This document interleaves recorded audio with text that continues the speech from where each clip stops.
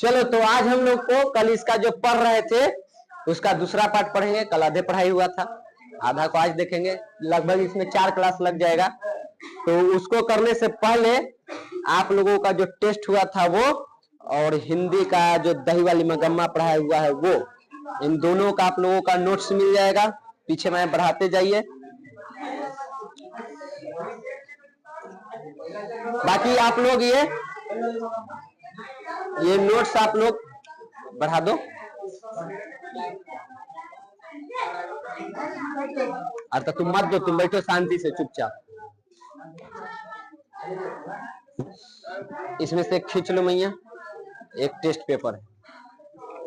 क्या है? अपना एक लो, बाकी पीछे में बढ़ाते जाओ, और जो बच जाए वो मेरे पास दो। मिल रहा है सबको। शांति, ओए शांति, सबको मिल रहा है।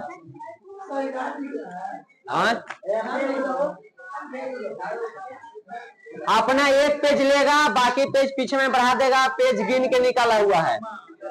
अगर कोई डबल के चक्कर में रहा तो बॉडी पीटेंगे।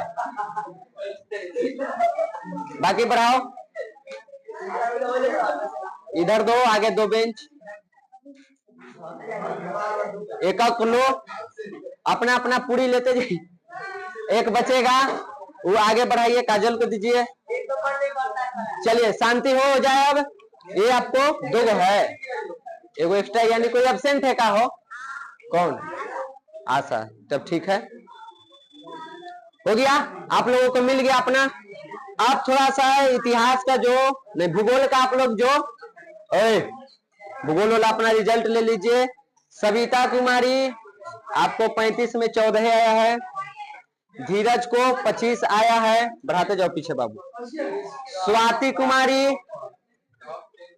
लिखो वाला पागले है, कौन चेक किया था? तोड़ लिखा 35/34। 34/35 लिखना है। 34 में 35 नंबर लाइए। स्वाति लो, लिखने वाला गलती किया है।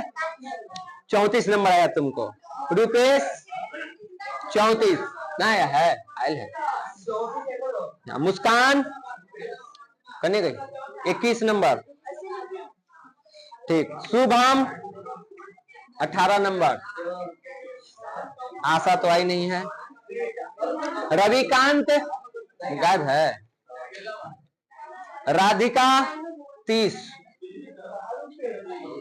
काजल 35/35। हाँ, नो गलती। आदित्य कुमार आप 2 क्वेश्चन गलती कर दिए, पता ना कैसे गलती कर दिए। सोनू कुमार 35/35। विकास कुमार 33। और ध्यान दीजिए, अर्पिता पहले तो आप रेगुलर आइए। 26 रह गया आपका। बाकी 2 बच्चे नहीं आए, यानी ये भी प्रिंट चाहिए। क्वेश्चन आंसर का भी किसको नहीं मिला? तुम एग्जाम दिया था? चलो अब इधर देखो, आएगा ये ना करा हमको नहीं मिला। कल जो हम लोग पढ़ लिए थे, अब उसके आगे देखा जाए। ठीक, टाइम तो हमको भर भर के मिलता है, कोई दिक्कत ना है। ये पढ़ लिए थे, ये पढ़ लिए थे, ये पढ़ लिए, ये पढ़ लिए, ये भी हो गया, ये भी हो गया, ये भी हो गया। ये हम लोगों को यहां से पढ़ना है। चलो अब यहाँ पे देखो, बाकी जो भी डाउट है, जो भी डिस्कशन करना है वो क्लास के बाद। अभी फिलहाल आप लोग क्लास पे ध्यान दीजिए। बाबू इधर, आज हम लोगों को जो पढ़ना है वो है हम लोगों का आर्थिक विकास के बारे में।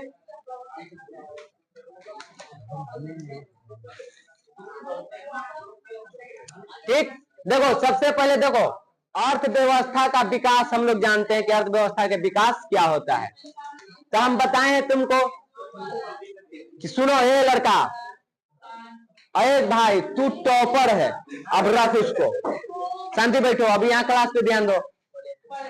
हम लोग को पढ़ना है अर्थव्यवस्था के विकास एवं इसके इतिहास को तो पढ़ना ही है, विकास के इतिहास। तो अब हम लोग पढ़ते हैं अर्थव्यवस्था के विकास। थोड़ा सा खाली समझो, और इसको हम कल के क्लास में बता दिए थे कि अर्थव्यवस्था कोई एक दिन में नहीं आया है, इसको विकसित होने में जिस तरह से मनुष्य का धीरे धीरे विकास हुआ है वैसे ही इसका हुआ है। तो बताया जाता है कि भारतीय अर्थव्यवस्था के विकास की स्थिति एक दिन का कोई चमत्कार नहीं है कि एक दिन में चमत्कार होके और इतना बड़ा अर्थव्यवस्था हो गया, बल्कि इसका अपना एक इतिहास है। उदाहरण के लिए तुम अपना बुक भी देख सकता है कि जिस प्रकार से हम बीज लगाते हैं, फिर उससे पौधा निकलता है, फिर वो पेड़ बनता है, फिर उसमें फूल लगता है, फिर उसमें फल लगता है, फिर वो पकने वाला फल होता पकता है, फिर तुमको प्राप्त होता है।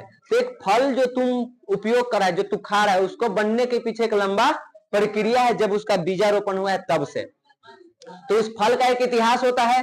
उसी प्रकार ये अर्थव्यवस्था का भी एक अपना इतिहास है। एक लंबे समय के प्रक्रिया के बाद जो आज हमारा भारतीय अर्थव्यवस्था है वो इतना बड़ा बना है। बीच में अंग्रेजों द्वारा इसका शोषण भी हुआ, वो कल के क्लास में हम लोग देखे हैं। ठीक, तो सब मिलाकर के इसमें बात करो तो हमारे अर्थव्यवस्था का अपना एक इतिहास है, बड़ा सा इतिहास। उसमें से कुछ हिस्सा को हम लोग 10th क्लास में जानने का प्रयास करेंगे अलग अलग चैप्टर के माध्यम से।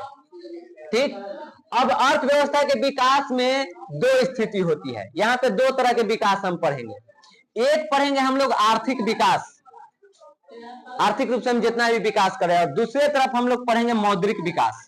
मौद्रिक मतलब जो पैसा आजकल हम लोग यूज करते हैं ना, तो मुद्रा हो गया। क्या ये शुरुआत से मुद्रा का प्रयोग हो रहा है? शुरुआत में मुद्रा नहीं था, तो जब मुद्रा नहीं था तब भी तो लेन देन हो रहा होगा, खरीद बिक्री होता होगा। तब कैसे था? उस टाइम पे मुद्रा के जगह आज जो हम लोग रुपया यूज करते हैं, करेंसी यूज करते हैं, उसके जगह कौन से चीजों का उपयोग होता था? कैसे कैसे आज हम एटीएम और गूगल पे तक पहुंचे, क्योंकि ये भी मुद्रा का एक प्रकार ही है। तो शुरुआत से लेकर के तुमको एटीएम, पेटीएम और गूगल पे जितना भी है डिजिटल आजकल जो भी लेन देन होता है, उन सभी का इतिहास हम लोग पढ़ने वाले हैं। ठीक, सबसे पहले जानिए आर्थिक विकास। आर्थिक विकास आर्थिक नियोजन द्वारा संपन्न होता है। अगर आपको आर्थिक रूप से डेवलप होना है, आर्थिक रूप मतलब आपको पूंजी जो भी है, रुपया पैसा जो भी, उसमें आपको और डेवलप होना है, तो सबसे पहले आपके पास प्लानिंग होना चाहिए कि हम कहाँ कितना इन्वेस्ट करें कि हमको इससे प्रॉफिट होए। बिना प्लानिंग के आप काम कीजिएगा तो आर्थिक विकास होने का आपका चांस ना के बराबर है। आर्थिक विकास करने के लिए आपके पास, या अपने जीवन में तुमको विकास करना है, तो बिना प्लानिंग के है, तुमको एक टेस्ट ही देना है, एग्जाम बिना प्लानिंग के हो सकता है? सब सिलेबस बनाया हुआ है ना, तो प्लानिंग ही नहीं है कि साल भर में हमको क्या क्या, इस महीने में हमको क्या क्या कंप्लीट करना है। तो एक प्लानिंग है। तो किसी भी चीज को आपको विकास करना है तो नियोजन की आवश्यकता पड़ता है। तो आर्थिक विकास करना है तो आर्थिक नियोजन, इससे संबंधित प्लानिंग करना होगा आपको। ठीक, अब आर्थिक विकास के परिभाषा देखो क्या होता है। अब आर्थिक विकास के परिभाषा भी यहाँ पे अलग अलग अर्थशास्त्रियों द्वारा अलग अलग प्रकार से दिया गया है। हम दो चार के जो हैं उनके डेफिनेशन को देखेंगे। पहला देखो, कहाँ भाग आई, इन्हें नहीं कहता रहे तरह के, अब इन्हें ऐसी टाइम कम है, ओकरा बाद इनकर नखरा अलगे है कि हम न रह। देखो, प्रोफेसर रो स्टो का कहते हैं आर्थिक विकास के परिभाषा कैसे देते हैं। कहते हैं आर्थिक विकास एक और श्रम शक्ति की वृद्धि का दर तथा दूसरी ओर जनसंख्या में वृद्धि के बीच का संबंध है। मतलब समझ में आ रहा है? यहाँ पे श्रम शक्ति और जनसंख्या वृद्धि, इन दोनों चीजों को समझना होगा। एक एग्जांपल समझो, बताओ सबसे ज्यादा जनसंख्या कहाँ है, भारत में कि जापान में? ठीक, जनसंख्या कहाँ है? भारत में। बताओ विकसित कौन है, भारत की जापान? क्यों विकसित है? वहां पे तो जनसंख्या कम है। वहां पे विकसित होने का मुख्य वजह है ये श्रम शक्ति। ऐसा नहीं है कि हम अपने देश की जनसंख्या बढ़ा देते, श्रम शक्ति तो हमारे यहाँ भी है, लेकिन कैसा श्रम कर रहा है ये भी तो इम्पोर्टेंट है। हमारे यहाँ के लोग ज्यादातर अशिक्षित, बेरोजगारी पर से भर के शिक्षित है फिर भी बेरोजगार रहिए, जाइए पटना में अपना रिजल्ट के लिए आंदोलन करते रहिए, वही वाला हाल है हम लोग का। तो अगर श्रम शक्ति भी तुम्हारे पास अच्छा हो और जनसंख्या, अगर यहाँ पे जनसंख्या वृद्धि जो कह रहा है, जनसंख्या बढ़े, हम लोग 140 करोड़ से ऊपर जनसंख्या में है, अगर ये सभी श्रम शक्तियों का अगर उपयोग किया जाने लगे इनको ऊंचा दर के शिक्षा दे दिया जाए तो पूरे विश्व में हम फैल सकते हैं, वैसे भी तो फैले हुए हैं। ठीक, कितना विकसित हम लोग हो सकते हैं, लेकिन हमारे पास क्या हो रहा है, जनसंख्या में वृद्धि तो हो रही है लेकिन श्रम शक्ति का कोई वृद्धि नहीं हो रहा है। हम लोग ज्यादातर मेहनत मजदूरी करने वाले ही रह गए। ठीक, प्राथमिक क्षेत्र से ही जुड़े रह रहे हैं, लेकिन असल विकास जो है आज के टाइम पर देखो तो सेवा क्षेत्र से ज्यादा होता है। वहां पे मानसिक काम ज्यादा होता है, शारीरिक कम। और हमारे यहाँ शारीरिक काम करने वाले लोग ज्यादा हैं और मानसिक कम। जापान में सब मानसिक काम करने वाला है, इसलिए कम जनसंख्या होते भी उसका श्रम शक्ति क्या है, मजबूत है, इसलिए वो विकसित है। तो अगर हम लोग को अपना आर्थिक विकास करना है तो हम लोग को अपने श्रम शक्ति में भी वृद्धि करनी होगी, जनसंख्या में वृद्धि करनी होगी। तो जनसंख्या वाला तो हमने कंप्लीट कर ही दिए हैं। टारगेट जो था कि 2040 तक होगा, 30 तक होगा, उसको हम लोग 2020 में पूरा कर दिए, कहें कि इसमें तो कम से कम हम आगे रहे, टारगेट पूरा कर दिए हैं। ठीक, तो ये हो गया। दूसरा यहाँ पे है मेयर और बाल्डविन, वो क्या कहते हैं, आर्थिक विकास एक ऐसी प्रक्रिया है जिसके द्वारा दीर्घ काल में किसी अर्थव्यवस्था की वास्तविक राष्ट्रीय आय में वृद्धि होती है। जब आपके यहाँ मान लो हमारे देश के प्रत्येक व्यक्ति के आय में वृद्धि होने लगे तो उनका आर्थिक विकास हो रहा है। अगर तुम्हारा इनकम बढ़ जाए यानी कि तुम्हारा विकास हो रहा है। जब ये देश के प्रत्येक व्यक्ति का विकास होने लगे तो आने वाले 10 साल, 20 साल, 50 साल, एक लंबा टाइम देखा जाए, दीर्घकाल, लंबे समय में, तो वहां से क्या होगा, हमारा अर्थव्यवस्था का विकास होगा, हमारे राष्ट्रीय आय में वृद्धि होगा। क्योंकि जब प्रति व्यक्ति आय बढ़ेगा तो देश का राष्ट्रीय आय भी बढ़ जाएगा, क्योंकि हम ही लोग का ना पैसा वहां पे जुड़ाता है कि कितना हम लोग कमा रहे हैं, कितना एक साल में इनकम हुआ। तो यहाँ पे जब व्यक्तियों का आय बढ़ेगा तो देश की अर्थव्यवस्था बढ़ेगा, राष्ट्रीय आय बढ़ेगा, और इससे हम कहेंगे कि भारत में क्या हुआ, आर्थिक विकास हो रहा है। तो ये किनका कहना है, मेयर और बाल्डविन का। अब आर्थिक विकास हम क्यों करें, क्या जरूरी हमको इसको विकास करने का, कोई आवश्यक, तो इसका आवश्यकता है, इसका उद्देश्य है। आर्थिक विकास का मुख्य उद्देश्य होता है अर्थव्यवस्था के समस्त क्षेत्र में उत्पादकता को ऊंचा स्तर प्राप्त करना। ठीक, जब आपके पास आर्थिक रूप से आप मजबूत होइएगा, और आर्थिक में हम बताएं कि अगर कुछ समझ में ना आए तो पैसा दिमाग में डाल दो। जब आपके पास पैसा आ जाएगा तो आपका हर चीज ऊंचा स्तर के हो जाएगा। अगर आज आप साइकिल से आते हैं, अगर कल आपको 1 लाख के महीना कमाने लगे तो क्या आप साइकिल से यहाँ आइएगा, आप आइएगा 4 व्हीलर से। तो आपका जो जीवन जीने का स्तर हो, हो गया ऊंचा। अब जब आप चढ़िएगा 4 व्हीलर पर तो जो कंपनी है उसको 4 व्हीलर के उत्पादन करना पड़ेगा, तब ना आप चढ़िएगा। हम कंपनी बने नहीं करेगा तब चढ़िएगा कहां से। ठीक, तो ऐसे यहाँ पे जितने बच्चे सब कमाने लगे तो सबको एगो 4 व्हीलर की आवश्यकता पड़ जाएगा। सबके जीवन स्तर ऊंचा हो रहा है तो उत्पादकता का स्तर भी क्या करना पड़ेगा, ऊंचा करना पड़ेगा। अब साइकिल का उत्पादन कम और 4 व्हीलर का उत्पादन ज्यादा करना पड़ेगा। तो आर्थिक विकास का मुख्य रूप से देखो तो यही उद्देश्य होता है कि अर्थव्यवस्था में जितने भी क्षेत्र हैं उन सब के उत्पादकता को क्या किया जाए, ऊंचा किया जाए। इसके लिए विकास की प्रक्रिया को भी गतिशील करना पड़ता है, उसी के प्रक्रिया से चल के हम इसको पूरा कर सकते हैं। फिर है आगे तुम लोगों को, आपकी मत भागी रहा इज्जत। हाँ, अब यहाँ पे 3 गो शब्द आता है। ठीक, एक होता है आर्थिक विकास, आर्थिक विकास, आर्थिक वृद्धि और आर्थिक प्रगति।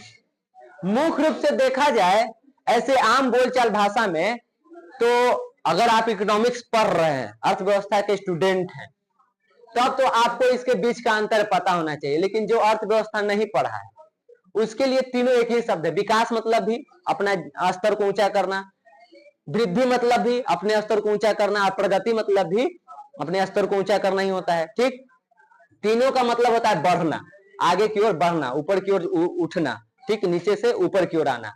कि हम 100 रुपया कमाते थे, हम 1000 कमाने लगे, तो कहो कि चाहे तो हम विकास कर रहे हैं, चाहे हमारे आय में वृद्धि हो रही है, चाहे कहो कि हम प्रगति पर हैं, एक ही चीज काम कर रहा है। लेकिन ये उसके लिए है जो अर्थशास्त्र का, अर्थव्यवस्था का छात्र छात्रा नहीं है। लेकिन जो इसका छात्र है, छात्रा है, जो इसको पढ़ रहा है, उसको इसके बीच के थोड़ा सा का अंतर समझ में आना चाहिए, बस थोड़ा सा अंतर है। देखो, समान तौर पर आर्थिक विकास, आर्थिक वृद्धि में कोई अंतर नहीं माना जाता है, दोनों को एक ही समझा जाता है।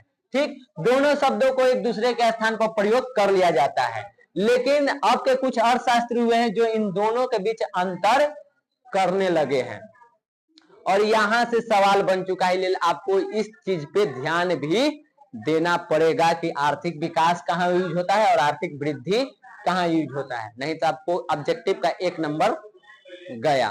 ठीक, तो ध्यान रखने की चीज है। देखिए, जितने भी यहाँ पे अर्थशास्त्री हुए हैं जो इसमें अंतर करते हैं, उन सब का एक ही मत है कि वृद्धि शब्द का प्रयोग हम आर्थिक दृष्टि से विकसित देशों के संबंध में करते हैं। जो देश पहले ही विकसित हो चुका है और उसका इनकम और बढ़ रहा है, तो हम कहेंगे कि वो क्या कर रहा है, आर्थिक वृद्धि कर रहा है। समझ में? यहाँ जैसे अमेरिका क्या है, विकसित देश है। अभी जापान बताएं, जापान क्या है, विकसित देश है। तो क्या इसका इनकम नीचे जा रहा है कि दिन प्रतिदिन बढ़ रहा है?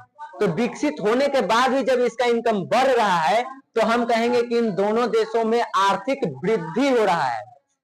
क्या हो रहा है? वृद्धि हो रहा है। विकसित कर चुका है, अब इसका वृद्धि हो रहा है, ये किया जाता है। इसे तो अंतर है नहीं कुछ, तो कंफ्यूजन होता है, लेकिन ये आपको याद करना पड़ेगा। ठीक, और जो देश विकासशील है, जैसे हमारा भारत है, भारत कौन से श्रेणी में आता है? विकासशील में। तो इसके लिए जिस शब्द का प्रयोग करते हैं हम लोग, उसका नाम है विकास। यानी भारत में आर्थिक विकास हो रहा है और अमेरिका जापान में आर्थिक वृद्धि हो रहा है। और ये हम नहीं कह रहे हैं, ये कौन कह रहे हैं? श्रीमती उर्सुला हिक्स जो हैं, उनका मानना है, वो अर्थशास्त्री हैं, वो कर रही हैं। दूसरा, यहाँ पे ब्राइट सिंह जो है वो भी कर रहे हैं कि वृद्धि शब्द का प्रयोग हम विकसित देश के लिए कर सकते हैं। ठीक, तो विकास किसके लिए करेंगे? जो ऐसी विकासशील है।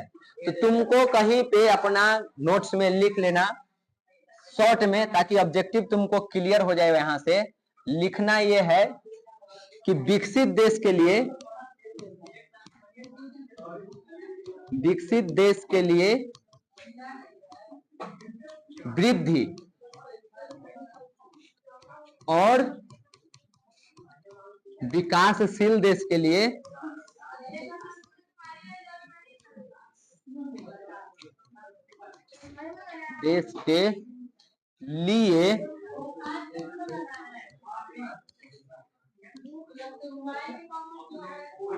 विकास शब्द का प्रयोग करते हैं।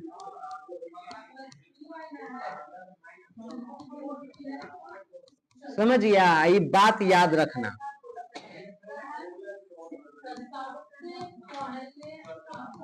समझ में आया? जो विकसित हो चुका है उसके लिए वृद्धि शब्द का प्रयोग करेंगे। जो विकास कर रहा है, अभी विकासशील है, तो जो विकास अभी कर ही रहा है उसके लिए विकास शब्द का ना प्रयोग करेंगे। तो ऐसे भी याद रहेगा कि जो विकास कर रहा है उसके लिए विकास का प्रयोग करेंगे। और वो पता ना कहिए विकास करेगा, वो नाम में विकास है, कितना विकास करेगा, वो कितना लंबा हो गया है। करो विकास, करो। ये समझ में आ गया?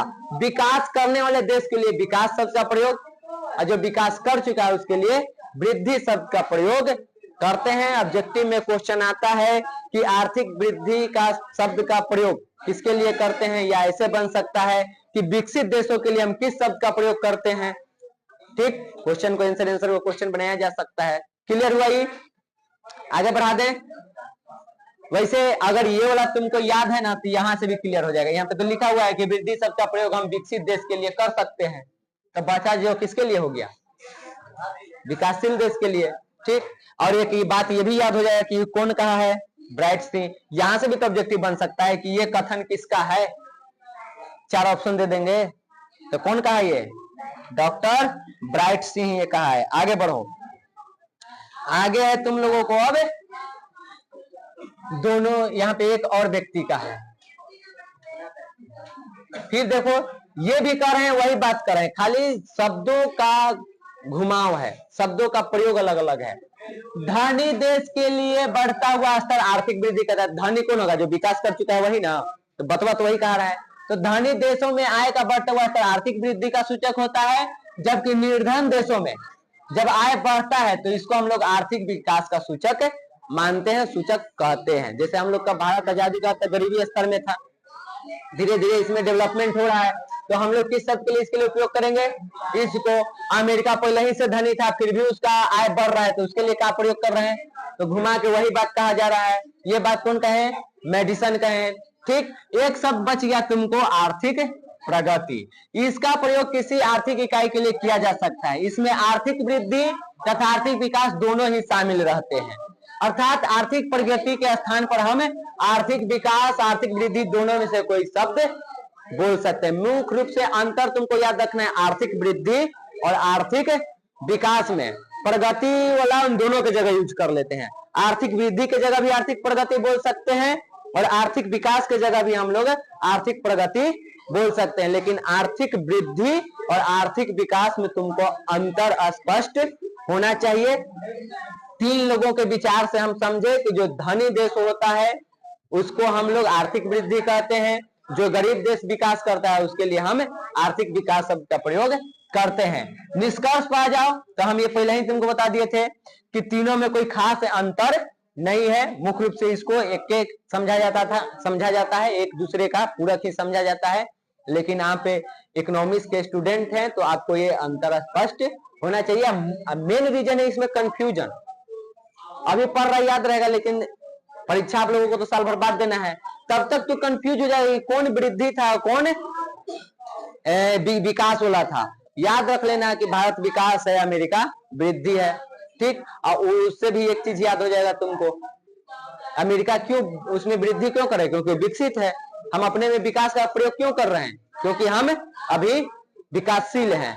फिर वहां से तो ऑप्शन अपन छांट सकता है। बाकी तो ऑब्जेक्टिव जब टेस्ट ये सब रहेगा तो वहां पे तो रिवीजन चलते रहेगा। आर्थिक नियोजन अभी कुछ देर पहले हम लोग पढ़े थे। यहाँ पे देखो, किधर गया? देखो तो नहीं गया हूं, आर्थिक विकास का नहीं, इसके बाद यहाँ पे कि आर्थिक विकास करने के लिए हम लोगों को किसका जरूरत पड़ता है? आर्थिक नियोजन का ही पढ़े हैं। अभी हम लोग आर्थिक नियोजन ही देख लेते हैं कि आर्थिक नियोजन क्या होता है। आइए सर, हाँ, आर्थिक नियोजन का मतलब क्या होता है? तो हम तुमको पहले ही बता दिए थे कि नियोजन का मतलब होता है, अंग्रेजी में इसको समझो प्लानिंग। हम एक टाइम के लिए, एक समय के लिए प्लानिंग करते हैं, एक योजना बनाते हैं। जैसे हम बताएं अभी कि पढ़ने के लिए एक योजना है कि इस महीने तक हमको ये चैप्टर कंप्लीट करना है, सिलेबस। उसी प्रकार से आर्थिक विकास के लिए भी कुछ प्लानिंग किया जाता है। उसी को हम लोग क्या कहते हैं? आर्थिक नियोजन कहते हैं। तो किताबी भाषा देखो क्या है। आर्थिक नियोजन का अर्थ एक समयबद्ध कार्यक्रम के अंतर्गत पूर्व निर्धारित सामाजिक एवं आर्थिक उद्देश्यों की प्राप्ति के लिए अर्थव्यवस्था में उपलब्ध संसाधनों का नियोजित समन्वय एवं उपयोग करना है। यानी कि अपने देश के लिए, जैसे हम लोग के देश में पहले आता था पंचवर्षीय योजना, अब उसके जगह नीति आयोग आ गया है। ठीक, योजना आयोग की जगह। तो उसमें एक प्लानिंग बनाया जाता था 5 साल के लिए कि 5 साल में हम लोगों को कौन कौन से चीजों को प्राप्त करना है, और उसी के आधार पर हमारे देश में जो भी संसाधन है उसका उपयोग किया जाता था। तो इस तरह के जो भी प्लानिंग किया जाता है उसी को हम लोग क्या कहते हैं? आर्थिक नियोजन करते हैं। अब हम प्लानिंग करें कि हमको अपने कोचिंग में आने वाले 5 साल में या अगले साल तक हमको क्या क्या चीज डेवलप कर लेना है। उसके लिए पैसे का प्लानिंग करेंगे, संसाधन जुटाएंगे, तो उसको हम क्या कहेंगे कि ये मेरा आर्थिक नियोजन है। जब हम वो चीज काम करेंगे तो उससे क्या होगा? अपने इनकम को बढ़ाने के लिए न करेंगे कि व्यवस्था ज्यादा देंगे, बेहतर देंगे तो बच्चे मेरे पास आएंगे, तो हम काम कर रहे हैं। तो वहां पे क्या कर रहे हैं? हम मुख्य रूप से आर्थिक नियोजन कर रहे हैं कि कैसे हम अपने इनकम को बढ़ाएं। ठीक, तो उसके लिए अलग अलग के संसाधनों का उपयोग करेंगे और उसके माध्यम से हम अपने आय को बढ़ाने का प्रयास करेंगे। तो ये हो गया तुमको आर्थिक नियोजन।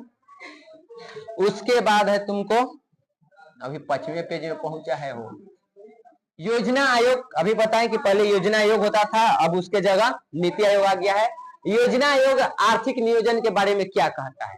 वो कहता है कि आर्थिक नियोजन का अर्थ राष्ट्र की प्राथमिकताओं के अनुसार देश के संसाधनों के विभिन्न विकासात्मक क्रियाओं में प्रयोग करना है। यानी कि देश के जो भी संसाधन है उसको हम अगर अपने देश के विकास के लिए प्लानिंग के साथ यूज कर रहे हैं तो वही है तुमको आर्थिक नियोजन।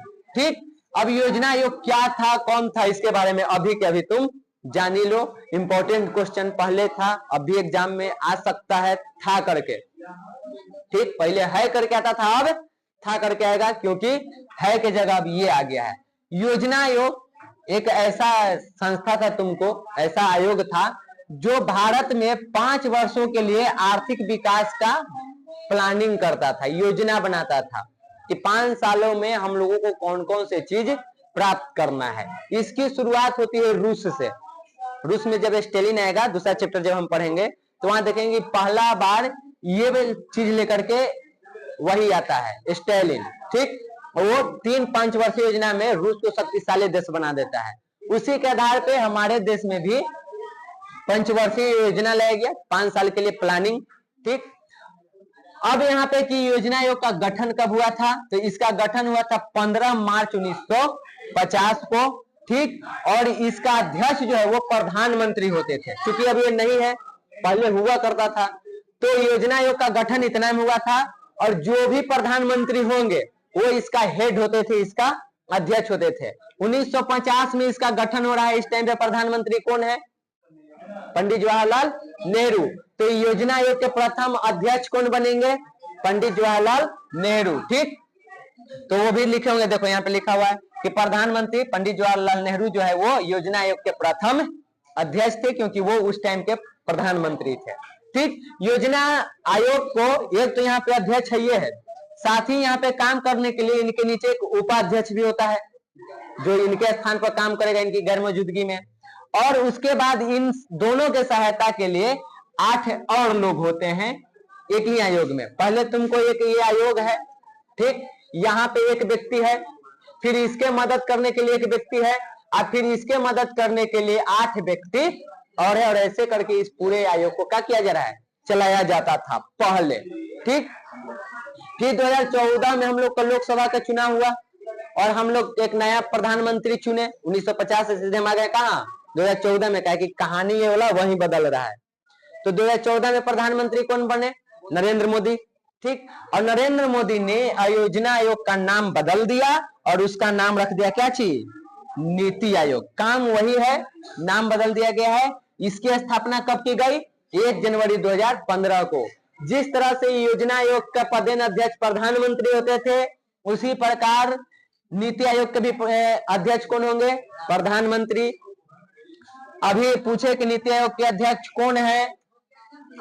हाँ, अभी बैठल है, जब कई बज रहा है? एकदम 9:50 पर। कौन है? नरेंद्र मोदी। क्योंकि अभी भारत के प्रधानमंत्री कौन है? वही है, और जो प्रधानमंत्री होगा वही इसका अध्यक्ष होगा। तो यहाँ पे सवाल तुमको अगर पूछ लिया जाए कि नीति आयोग के पदेन अध्यक्ष कौन है, तो नरेंद्र मोदी है। चाहे तो उसके जगह पर प्रधानमंत्री लिखा रहेगा कि कौन होता है, तो प्रधानमंत्री होता है। जो भी तत्कालीन प्रधानमंत्री होगा वही। तत्कालीन मतलब वर्तमान में। 4 ऑप्शन दे दिए कि पूर्व प्रधानमंत्री, ऐसे करके, तो पूर्व वाला प्रधानमंत्री नहीं, अभी वाला प्रधानमंत्री उसका यहाँ पे अध्यक्ष होते हैं। काहला में हल्ला कर रहा है सब हो?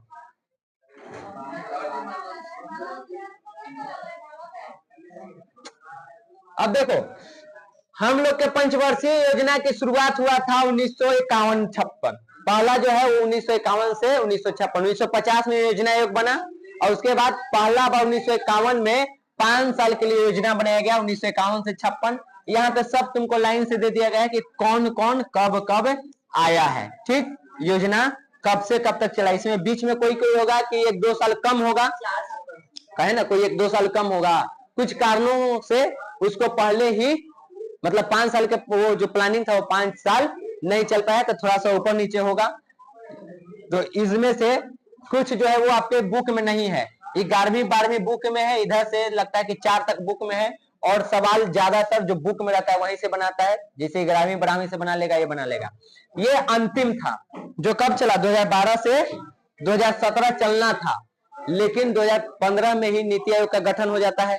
ठीक, और उसके बाद ये 13वां पंचवर्षीय योजना नहीं है, क्योंकि योजना आयोग को क्या कर दिया गया? खत्म कर दिया गया है। समझ गए? तो यहां से ये आपको बुक में होगा, नहीं तो फिर लिखना होगा तो हम लिखवा देंगे, एक्स्ट्रा लिखना होगा तो। कम से कम बुक वाला योजना जो चला है वो आप याद रखिएगा। अब देखिए, एक तुमको बुक में मिलेगा समावेशी विकास, एक मिलेगा तुमको सतत विकास। सतत विकास के बारे में हम तुमको भूगोल में भी पढ़ाए थे और वहां पे इस आयोग के बारे में बताए थे, ठीक, कि सतत विकास का अवधारणा जो भी सिद्धांत है वो ब्रटलैंड आयोग भी दिया था। यहाँ बुटलैंड नहीं, ब्रटलैंड करो। देखो, समावेशी विकास का होता है, तुमको दीर्घ उत्तरीय लघु उत्तरीय में 2 नंबर में पूछा जाता है। समावेशी विकास का मतलब होता है समाज के प्रत्येक व्यक्ति का विकास, ठीक। सबको जब एक साथ हम विकास करते हैं, जैसे यहाँ पे मान लो हमारा समाज है पूरा क्लास, तो यहाँ के जब प्रत्येक व्यक्ति को एक साथ विकसित किया जाए तो इसी को हम क्या कहेंगे, समावेशी विकास। अब किताबी भाषा देखो, आर्थिक विकास की जिस पद्धति या प्रक्रिया से समाज के सभी वर्गों का जीवन स्तर ऊंचा होता है, सबको विकसित करते जाए और समाज का कोई व्यक्ति इस चीज से नहीं छूटता है, कोई भी ऐसा व्यक्ति ना हो जो बच जाए विकास से, जो पीछे रह जाए। तो जब इस तरह के हम विकास करते हैं तो इसी को हम लोग क्या कहते हैं, समावेशी विकास, ठीक। एक लाइन में डेफिनेशन देना हो तो, जिस पद्धति के द्वारा समाज के प्रत्येक व्यक्ति का विकास किया जाता है उसी को हम लोग क्या कहते हैं, समावेशी विकास कहते हैं। सतत विकास का समझो, सतत विकास का मतलब होता है एक ऐसा विकास जिसमें हम तो विकास करें ही, जो हमारे आने वाले पीढ़ी है वो भी विकसित करे। ऐसा ना हो कि हम सभी संसाधनों को हम ही पूरा विदोहन कर दें, उसको खत्म कर दें और आने वाले के लिए कुछ बचे ही नहीं। उसमें कहो ना कि अगर हम आ गए तो मार के सबके सीधा कर देंगे, शांति बनाने वाला कहो ना, तो बोलो तो नौटंकी सा शुरू करके धैले। यहाँ पे देखो, तो सतत विकास का मतलब समझ गया, ऐसा विकास जिसमें हम तो करें ही, हमारे आने वाले जो पीढ़ी है उनका भी विकास होता रहे। जिसे हम लोग जान रहे कि कोयला, पेट्रोलियम, जो भी ईंधन है वो सब क्या है, समय के साथ खत्म हो जाएगा। तो हम लोगों को उसको ऐसे उपयोग करना है कि हमारी भी आवश्यकता पूर्ति हो जाए और हमारे आने वाली पीढ़ियों के लिए भी वो बचा रहे और वो भी उसका उपयोग कर सके। तो इस तरह के जब हम विकास करते हैं तो इसको क्या कहते हैं, सतत विकास। अगर हम सवाल दे दिए कि समावेशी विकास और सतत विकास में अंतर लिखे, तो नहीं लिख देगा। क्या करना है, जिस विकास के पद्धति से समाज के पूरे लोगों का विकास होता है, देश के हर प्रत्येक व्यक्ति का विकास होता है, उसे हम लोग समावेशी विकास कहते हैं। और जिस विकास के पद्धति से हम भी विकास करें और अपने आने वाले पीढ़ियों के भी विकास के लिए सोचें, तो वो होता है सतत विकास। अंतर हो गया दोनों में, ठीक। बर्टलेट आयोग क्या कहता है सतत विकास के बारे में, सो सुनो। सतत विकास विकास की वह प्रक्रिया है जिसमें वर्तमान की जो भी आवश्यकता है उसको हम पूर्ति करते हैं, लेकिन हमारे आने वाले जो पीढ़ी है उनके योग्यता के साथ, उनके आवश्यकता के साथ हम समझौता नहीं करते, यानी उनको किसी प्रकार से नुकसान नहीं पहुंचाते हैं। मिला के वही बात कि हम भी उपयोग कर रहे हैं और अपने आने वाले पीढ़ी के लिए भी उपयोग के लिए इसको बचा रहे हैं। यही है तुमको सतत विकास। उसके बाद है तुमको राष्ट्रीय विकास परिषद। इसके बारे में जानो ये क्या था।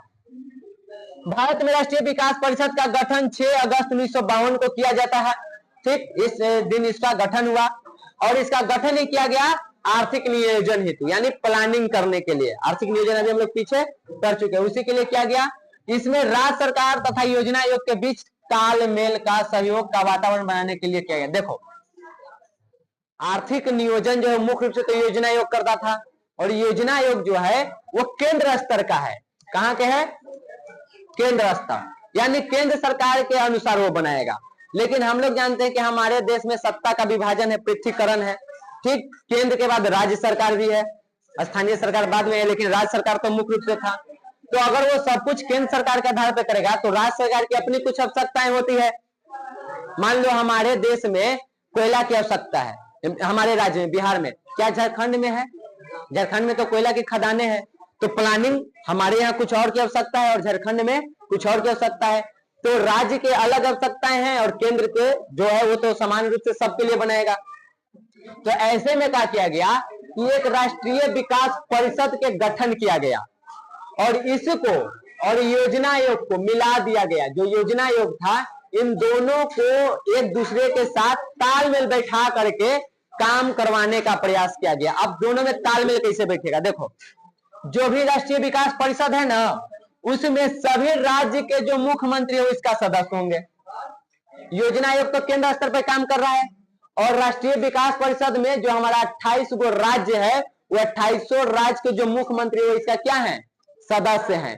और इन दोनों के मर्जी के बिना कोई भी योजना जो बना है वो पास हो ही नहीं सकता है। ये चीज हो गया। जब भी कोई पंचवर्षीय योजना बनेगा तो बनाएगा कौन, योजना आयोग।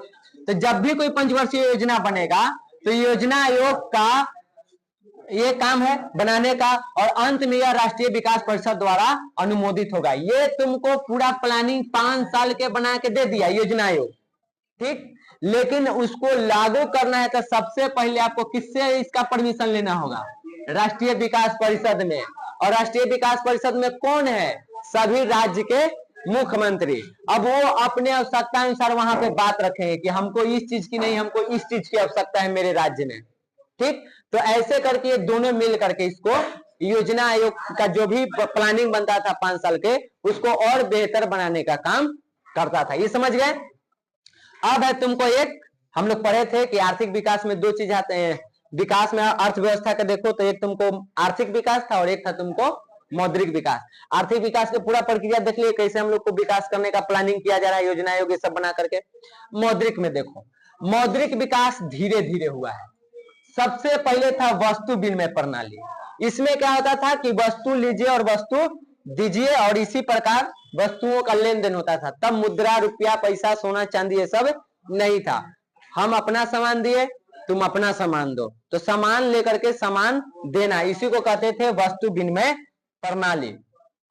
फिर एकरा में बाद में आता है, क्योंकि वस्तु विनिमय प्रणाली में कई सारी समस्याएं थी, उसको भी हम लोग आगे पढ़ेंगे। समस्या जैसे कि मान लो हमको चावल लेना है 1 बोरा, हमारा पास गाय है, तो बताओ कैसे हम चावल लेंगे, गाय हमारे दूध ना दे,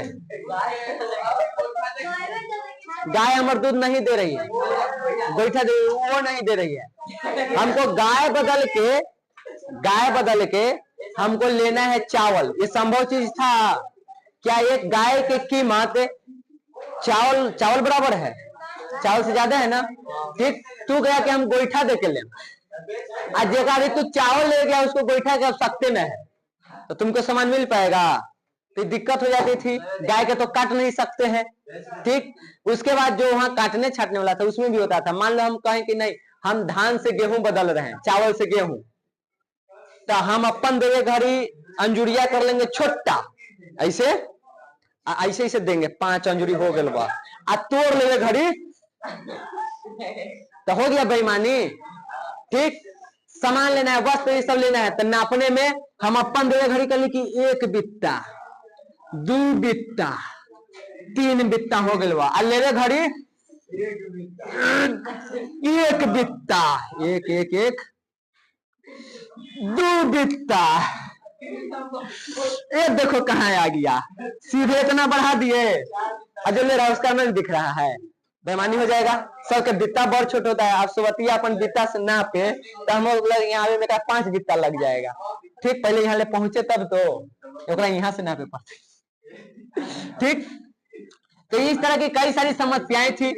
इसके कारण जो वस्तु विनिमय है वो पारित मतलब नहीं टिक पाया। लोगों को आवश्यकता पड़ने लगा कि कोई ऐसा लेन देन वाला व्यवस्था हो जेका में समस्या का समाधान हो। तब आता है मौद्रिक प्रणाली। मौद्रिक प्रणाली में भी तुमको सिक्का आता है, सोना आता है, आज के टाइम पर देखो तो कागज के नोट ये सब चल रहा है। तो मौद्रिक प्रणाली आता है जेका में मुद्रा दे करके वस्तुओं और सेवाओं का लेन देन किया जाता था। कोई भी काम करवाना तो कीजिए, बदले में हमको क्या दीजिए, मुद्रा। पहले मुद्रा में सिक्का चलता था सोना चांदी के, ठीक। आज कागज के नोट चलता है, सिक्का भी चलता है, तो उसका भी रूप बदलते रहा है। तो ये आया। उसके बाद इससे भी एक समस्या होने लगा। मान लो हम 10 लाख के सामान बेच दिए, तो 10 लाख मुद्रा हम रखे कहाँ, चोरी होने का डर है। तब एक नया चीज है, क्या चीज, बैंकिंग प्रणाली। बैंक कहा कि आप पैसा अपने पास नहीं रखिए, हमारा पास रख दीजिए। सब समस्या पढ़ेंगे कि वस्तु विनिमय में कौन कौन सी समस्याएं थी जिसके वजह से ये मौद्रिक प्रणाली आया, ये सब आगे हम लोगों को पढ़ना है। तो बैंकिंग प्रणाली क्या कहता था, आप पैसा दीजिए हमको, हम अपने पास सुरक्षित रखेंगे। तो कहे कि तोरा भी देवे क्या फायदा, तो फायदा ये है कि आप फिक्स डिपॉजिट कीजिए, हम आपको सूद भी देंगे, आपको उसका ऋण भी देंगे, ब्याज देंगे आपको, है, जो आप हमको दीजिएगा उसका ब्याज देंगे। तो जो करवाता है 5 साल 10 साल के लिए फिक्स है, उसको ना कहता है कि आप 10,000 दीजिए, हम आपको 5 साल बाद 15,000 देंगे। 10 साल के लिए वो क्या करेगा, 10 साल के लिए आपका पैसा किसी व्यापारी को दे दिया और उसको दे दिया कर्ज, उससे वो पैसा ले रहा है, बाद में देगा, वो एक अलग प्रक्रिया है। आगे हम लोग जब वो चैप्टर आएगा बैंकिंग वाला तब वहां पे पढ़ेंगे। तो ये बैंकिंग प्रणाली आ गया, ठीक। और बैंक के माध्यम से चेक द्वारा हम विनिमय करने लगे। अब पैसा लेके जाने का बैग भर के आवश्यकता नहीं है, लूटने फूटने का डर नहीं है, चेक पर नाम चढ़ा दीजिए, इतना सा कागज है, दे दीजिए, काम हो जाएगा। और जब वो खत्म हुआ तो यहाँ पे एक चीज और जो कि एग्जाम में पूछा जाता है, कोर बैंकिंग प्रणाली। जब एक व्यक्ति एक स्थान से दूसरे स्थान तक बिना विलंब के बैंक के माध्यम से पैसे का लेन देन करता है, तो इसी प्रक्रिया को हम क्या कहते हैं, कोर बैंकिंग प्रणाली। हम यहाँ पे अपना पैसा जमा किए कहीं और पे, हम बिना देरी के, बिना कोई भाग दौड़ के तुरंत हम अपना अगर लेन देन कर ले रहे हैं, तो हम कौन सा सेवा ले रहे हैं अभी, कोर बैंकिंग प्रणाली। तो ये व्यवस्था है। और अंतिम है तुम लोगों का यहाँ पे ये वाला, एक चीज टूनी के, तो एक चीज तो छूट गया, तुम लोग के हो होमवर्क नहीं मिला ना कल ना आज, ओके, याद नहीं रहा बनाने के लिए। उसके बाद आया तुमको एटीएम प्रणाली। एटीएम के बारे में पूछा जाता है, एटीएम क्या है, तो एटीएम प्लास्टिक का एक छोटा सा कार्ड होता है जिस पर कुछ नंबर अंकित किए हुए रहते हैं, कुछ संकेत होते हैं, ठीक। इसके माध्यम से आप एटीएम मशीन में वो कार्ड लगा करके कहीं भी कभी भी पैसा आप निकाल सकते हैं। और जमा करने वाला भी होता है, लेकिन निकालने वाला ज्यादा है। हाँ, जहां एटीएम का मशीन लगा हुआ है और एटीएम में पैसा है, तो आप अपना कार्ड लगाइए, पैसा निकाल लीजिए। अब वो में पैसे नहीं तो देगा कहां से, ढेर ऐसनो तो एटीएम है, बढ़ रहा है भुकुर भुकुर, अकेला तो sorry I have no money, तो काहेला लगल, ठीक। तो अगर है तो आप निकाल सकते हैं। इसमें एटीएम जो है, एटीएम मशीन में दो तरह के कार्ड आती है, एक आता है डेबिट कार्ड, एक होता है तुमको क्रेडिट कार्ड। इसमें अंतर समझो।